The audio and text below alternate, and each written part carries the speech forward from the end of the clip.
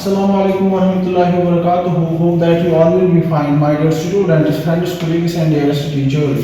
तो dear students, आज का जो वीडियो है, ये जो लेक्चर है, यह हमने बनाया है इग्नो स्टूडेंट जो हमारे पास है, जिन्होंने सेकंड सेम कंप्लीट किया है थ्योरेटिकल पेपर। अब उन बच्चों को जो साइनॉप्सिस इग्नो से यूनिवर्सिटी की तरफ से जो उनको लास्ट सेमेस्टर में सेकंड सेम के बाद उनको डिसर्टेशन प्रोजेक्ट बनाना होता है, तो उसका फॉर्मेट क्या है, किस तरह बनाते हैं। बहुत सारे बच्चे हैं जो बारामूला कॉलेज में या बहुत सारे कॉलेज में जहाँ पर इग्नो सेंटर है, उनको बहुत सारी दुश्वारियाँ, उनको डिफ़िकल्टीज होती है। तो उसके लिए हमने, क्योंकि हम ऑलरेडी ऑनलाइन क्लासेस में पढ़ा रहे हैं, you can visit our channel doctor Isa Ahmad discover teaching and learning, वहाँ पर भी आप जा सकते हो। वहाँ पर भी आपको मेथोडोलॉजी की बहुत सारे टॉपिक्स मिलेंगे। तो इसके लिए ज़रूरी मैंने समझा कि मैंने कुछ दिन से बहुत सारे स्टूडेंट्स में कंटेक्ट किया, उनको बहुत सारी प्रॉब्लम्स हैं इस रिसर्च के रिलेटेड कि हम किस तरह से इसका ड्राफ्ट बनाते हैं साइनॉप्सिस। क्योंकि पहले जब उनका डिसर्टेशन प्रोजेक्ट बनाना होता है, पहली बात जो उनके लिए होता है, गाइड का अलॉट होना होता है। जैसे कोई बच्चा है किसी का इग्नो सेंटर में, जैसे उसने सेकंड 2 सेमेस्टर कंप्लीट किए, उसके बाद जो वहाँ पर इग्नो कोऑर्डिनेटर होता है, पहला काम होता है उसको गाइड प्रोवाइड करना। जो उसका जैसे कोई साइकोलॉजी सब्जेक्ट है तो साइकोलॉजी जो प्रोफेसर होगा या डॉक्टर होगा उसका। इसी तरह से अगर किसी का सोशल एजुकेशन है तो उसको एजुकेशन का जो प्रोफेसर वो गाइड कर सकता है। तो अब यहाँ पर बात है कि तो पहली जो इसमें जो पहला स्टेप है वो है कि गाइड का वहाँ पर प्रोवाइड होना चाहिए, प्रोवाइड फैसिलिटी होनी चाहिए कि हाँ उस कॉलेज या उस इंस्टीट्यूशन में, स्टडी सेंटर में गाइड है जो उन बच्चों को गाइड कर सकता है। तो पहली बात ये है। दूसरी बात, जब ये स्टूडेंट्स आते हैं इस गाइड के पास, अब दूसरा जो स्टेप है इसमें कि उनको जब कोई प्रॉब्लम देते हैं, किसी पे उनको जो प्रोजेक्ट बनाना होता है, डिसर्टेशन होता है, तो बहुत सारे बच्चे हैं उनको बहुत सारी प्रॉब्लम्स होती हैं। सर ये क्या होता है, डिसर्टेशन क्या होता है, प्रोजेक्ट क्या होता है, क्योंकि जो इग्नो स्टूडेंट होते हैं इन्होंने ये रिसर्च ज़्यादा उनको पता नहीं होता है, उनको इसके अवेयरनेस नॉलेज नहीं होते। तो इन बच्चों को थोड़ी बहुत प्रॉब्लम होती है कि सर हम किस तरह से प्रोजेक्ट बनाएंगे, ये क्या होता है। तो इस वीडियो में आप बने रहे, मैं आपको बोलूंगा किस तरह से आपको ये प्रोजेक्ट जो डिसर्टेशन है वो बनानी है। पहले आपको कॉलेज में कंटेक्ट करना है इग्नो सेंटर में, फिर वहां पर जो आपको गाइड अलॉट होगा, तो वो जो जब आप गाइड के साथ उस टीचर के साथ आप इंटरेक्शन करोगे, वो आपको एक प्रॉब्लम देगा। तो प्रॉब्लम में क्या होता है, ये इंपॉर्टेंट आपको समझना है। ये जो प्रॉब्लम दिया जाता है, प्रॉब्लम का मतलब होता है टॉपिक। तो वो जो गाइड है वो आपको असाइन करेगा एक टॉपिक या प्रॉब्लम, या खुद भी आप सर्च करोगे हम किस टॉपिक पे, मतलब किस प्रॉब्लम पे रिसर्च करेंगे, प्रोजेक्ट बनाएंगे। जैसे आप देख सकते हो, जैसे effect of television on the youth, मतलब क्या आजकल जो ज्यादा है सॉफ्टवेयर है, ये मोबाइल सिस्टम जो है आजकल का, तो इस इंटरनेट का इफेक्ट क्या है यूथ पे, क्या इससे बच्चों को फायदा होता है, नुकसान होता है, ये भी प्रॉब्लम हो सकता है। फिर आपको जाना है ग्राउंड में, लोगों के साथ बात करनी है, स्टूडेंट्स के साथ बात करनी है, तो वो बोलेंगे आपको सर ये हुआ है, मेरा एग्जाम था, मैंने यूट्यूब से पढ़ा, गूगल से पढ़ा, स्मार्टफोन इस्तेमाल किया, मुझे ज्यादा मार्क्स आए। कोई बच्चा आपको बोलेगा मुझे कम आया, मैंने उसको मिसयूज किया। तो यही होता है। जैसे कि पहले आपको प्रॉब्लम, जैसे हम प्रॉब्लम, जैसे जॉब सेटिस्फैक्शन एक टॉपिक है, प्रॉब्लम हम लेंगे यहाँ पर जॉब सेटिस्फैक्शन। हाँ आप बने रहे भी, हम फॉर एग्जांपल हमारा होगा जॉब सेटिस्फैक्शन। फॉर एग्जांपल मैं बोलूंगा एक प्रॉब्लम, हम देखेंगे ये जो टीचर्स है, हमारे टीचर्स है, सेकेंडरी स्कूल के टीचर्स में कितनी जॉब सेटिस्फैक्शन है, क्या वो अपने जॉब से सेटिस्फाई है कि नहीं, ये भी एक टॉपिक बन सकता है। या हम देखेंगे सेकेंडरी स्कूल के बच्चों के पास ये जो टीचर्स है उनमें प्रोफेशनल कमिटमेंट देखेंगे, क्या उनमें प्रोफेशनल कमिटमेंट ठीक है कि नहीं, ये भी प्रॉब्लम बन सकता है। या कोई जैसे हमारे पास डॉक्टर सर मोहम्मद इकबाल है, उस पर भी आप रिसर्च करोगे, वो भी एक टॉपिक बनेगा, educational philosophy of doctor sir Mohammad Iqbal. इसी तरह से अगर आप गांधी जी पे वो भी एक टॉपिक बन सकता है। तो टॉपिक ये ऐसे आप सिलेक्ट करोगे, कोई एजुकेशनिस्ट, कोई फिलोसोफर, या कोई क्वांटिटेटिव टॉपिक आप लोगे, जैसे job satisfaction of the secondary school teachers. जैसे फिर आपको, अगर आप बारामूला से आप अपना डिस्ट्रिक्ट ले सकते हो बारामूला, अगर कोई अनंतनाग से वो लिख सकता है job satisfaction of secondary school teachers in Anantnag, कोई पुलवामा से है तो वो ये लिख सकते हैं। तो मेरे कहने का मतलब है, जब आप अपने गाइड को अप्रोच करोगे, या तो गाइड ही आपको कोई टॉपिक का दूसरा नाम क्या है, प्रॉब्लम, या तो गाइड ही आपको कोई प्रॉब्लम देगा, या आप खुद भी चूज जो आपको इंटरेस्ट है, मैं इस पे काम करना चाहता हूं, ये प्रॉब्लम समाज में है तो इस पे हम काम करेंगे। वही हो गया टॉपिक सिलेक्ट करना। तो टॉपिक सिलेक्ट हो गया, उसको बोलते हैं प्रॉब्लम।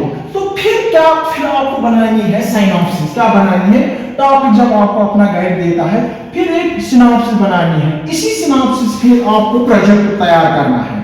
पहले आपको अप्रूव होना चाहिए सिनॉप्सिस, तो फिर इसी प्रोजेक्ट का दूसरा नाम है डिसर्टेशन, या आप फिर डिसर्टेशन बनाते हो या प्रोजेक्ट बनाते हो। मगर पहले आपको, हालांकि आपको फाइनल स्टेज में तब जाकर आपको डिग्री अवार्ड होगी जब आप ये प्रोजेक्ट कंप्लीट करोगे, मगर उससे पहले आपको पहली सिनॉप्सिस बनानी है। सिनॉप्सिस का मतलब होता है जैसे हम मकान बनाते हैं, बनाना होता है, तो पहले हम उस जो है हमारे पास जो वो कारीगर है, हम उसे नक्शा लेते हैं कि किस तरह से वो बोलता है यहाँ पर रखेंगे लॉबी, यहाँ पर रूम रखेंगे, यहाँ पर वॉशिंग रूम। सो ये जो नक्शा आप बना देंगे, मुझे फिर क्या करना है आगे, इस बिल्डिंग को कैसे बनाना है, दैट इज कॉल्ड सिनॉप्सिस। इसी तरह से प्रोजेक्ट रिसर्च में हम सिनॉप्सिस बनाते हैं। फॉर एग्जांपल आपका कोई टॉपिक है, जॉब सेटिस्फैक्शन, आप लिखोगे पहले कि मैं इस टॉपिक में ऐसा ऐसा करूंगा, ये देखूंगा, job satisfaction of teacher, job satisfaction of male teacher, job satisfaction of female teacher, समझ आया? तो सिनॉप्सिस का मतलब है एक छोटा सा, आप इसको 7 पेजेस 10 पेजेस भी ज्यादा से ज्यादा बना सकते हो सिनॉप्सिस को। इसमें आप वो लिखते हो कि मुझे आगे क्या करना है, किस तरह से मैं वो प्रोजेक्ट बनाऊंगा, ये हो गया सिनॉप्सिस। तो जैसे यहाँ पर भी आप देखे हो, यहाँ पर मैं एक आपको एक एग्जांपल सैंपल दिखाऊंगा सिनॉप्सिस क्या है। जैसे ये एक बच्ची है, इसका राधा कृष्णा है, क्या है, राधा कृष्णा। अब जब इसको राधा कृष्णा एक टॉपिक है, प्रॉब्लम है, तो इस पर इसको सिनॉप्सिस बनानी है। तो ये सिनॉप्सिस कैसे बनेगी आपको मैं दिखाऊंगा, ये आप क्लोज आ जाओ, देखो ये जो राधा कृष्णा टॉपिक, ये हो गया टॉपिक का नाम। फिर ये एक फॉर्मेट होता है जहां पर गाइड का नाम होता है और स्टूडेंट का नाम होता है। छोड़ो इस पेज को, मानो आपकी प्रॉब्लम क्या है, आपकी प्रॉब्लम है क्या है, आपका राधा कृष्णा, आपको राधा कृष्णा की फिलॉसफी है। तो अब आपको क्या करना है, मानो ये आप करोगे जैसे educational philosophy of Radha Krishna, ये है प्रॉब्लम। तो सिनॉप्सिस में आपको क्या क्या करना है, 7 to 10 पेजेस ज्यादा से ज्यादा। उसमें जो स्टेप्स है वो है इंट्रोडक्शन। पहले आपको 1 या 2 पेजेस इंट्रोडक्शन लिखने हैं। इंट्रो किसके बारे में, राधा कृष्ण के बारे में। आप उसमें लाइफ हिस्ट्री भी लिख सकते हो, इसका कंट्रीब्यूशन थोड़ा बहुत, ये कहां पर इसने काम किया, किस तरह से स्ट्रगल किया। तो इन पहले आपको 1 या 2 पेजेस इंट्रोडक्शन पे लिखना है, इंट्रोडक्शन। दूसरा आप यहाँ पर आपको मेरा जो है दिखाएगा कैमरामैन, दैट उसके बाद होता है review of literature. Review of literature इन्हीं 10 पेजेस में फिर आपको दूसरा जो पार्ट है वो है रिव्यू ऑफ लिटरेचर, वो भी मैं आपको भी सिखाऊंगा।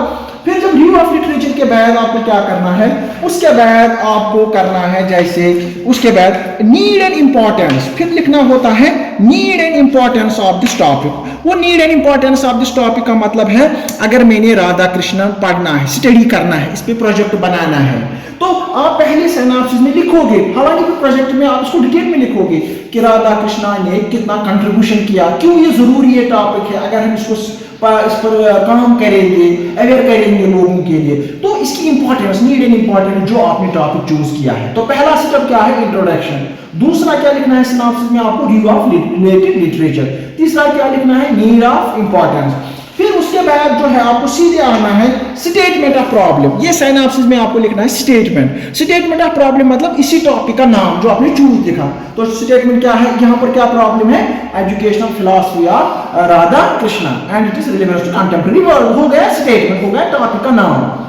फिर है objectives of the study. Objective of the study का मतलब होता है, मतलब जो आप ये क्या काम करना चाहते हो, क्या देखना चाहते हो आप इस प्रोजेक्ट में, तो वो आप लिखोगे। जैसे मुझे पढ़ना है educational philosophy of Radha Krishna, फिर लिखना है to study the aims, method, curriculum, role of teacher, discipline. तो ये भी हम यहाँ पर आइडेंटिफाई दिखाते हैं मुझे क्या क्या करना है, इस किताब में मुझे आगे प्रोजेक्ट में क्या क्या लिखना है। फिर आप और एक मेथड पार्ट लिखते हो, उसको बोलते हैं मेथोडोलॉजी। मेथोडोलॉजी में आप लिखते हो कि मैं कौन सा मेथड इस्तेमाल करूंगा, डिस्क्रिप्टिव मेथड करूंगा, एक्सपेरिमेंटल मेथड करूंगा, सर्वे मेथड करूंगा, इसी तरह से क्वालिटेटिव मेथड करूंगा, क्वांटिटेटिव मेथड। तो यहाँ पर आप बहुत सारे मेथड्स, फिर आपको जो सूटेबल होगा, जो आपके टॉपिक होगा उस रिलेटेड आप वो मेथोडोलॉजी इस्तेमाल करते हो।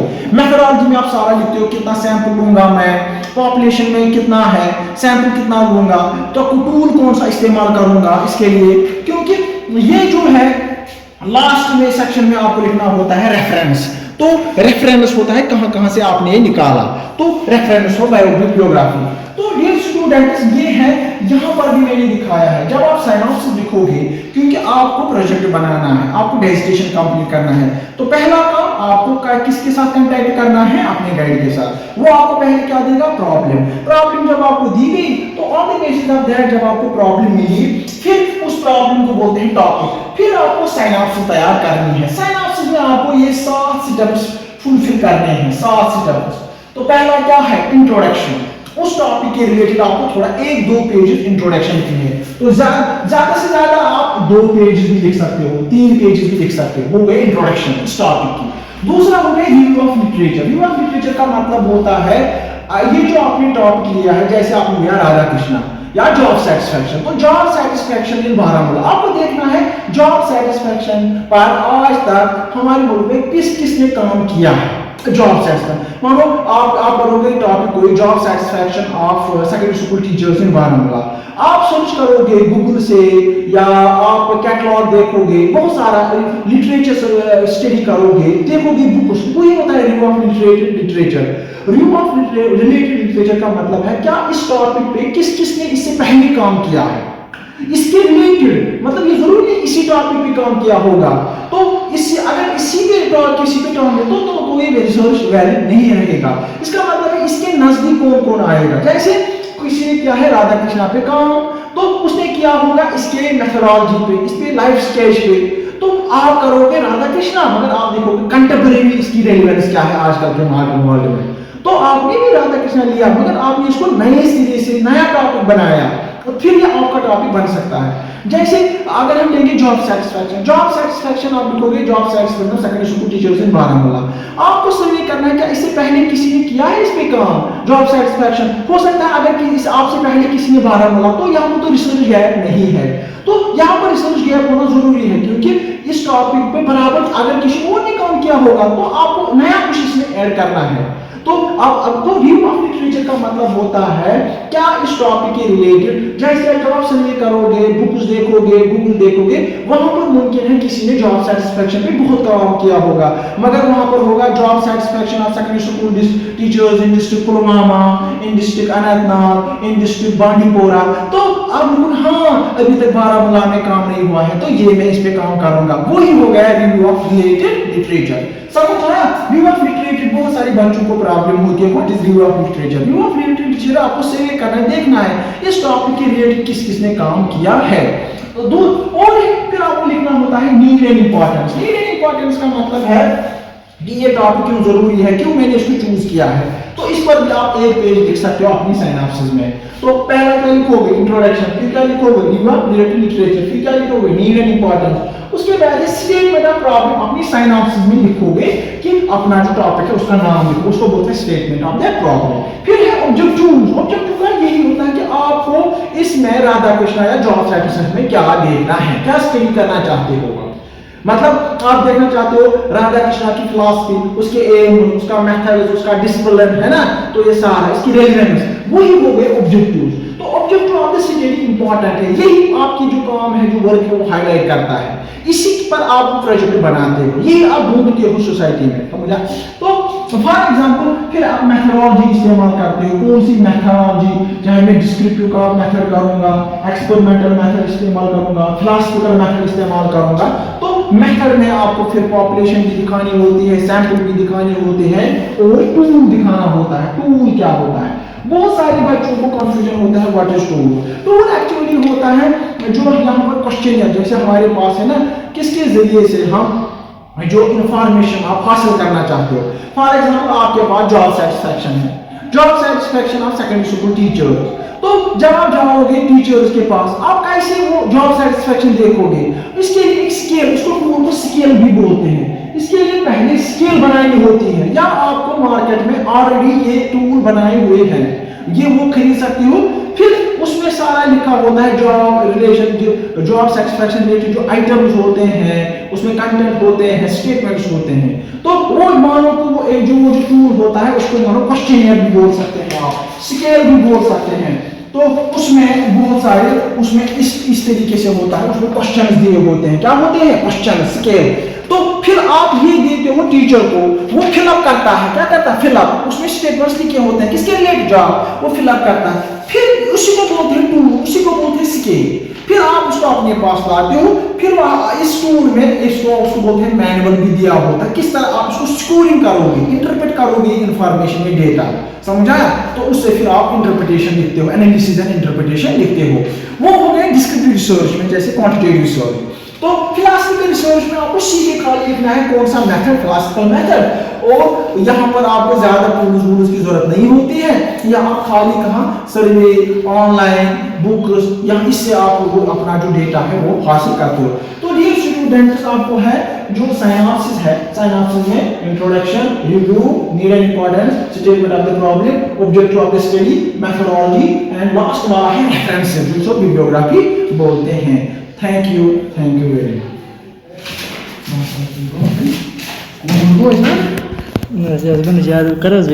कर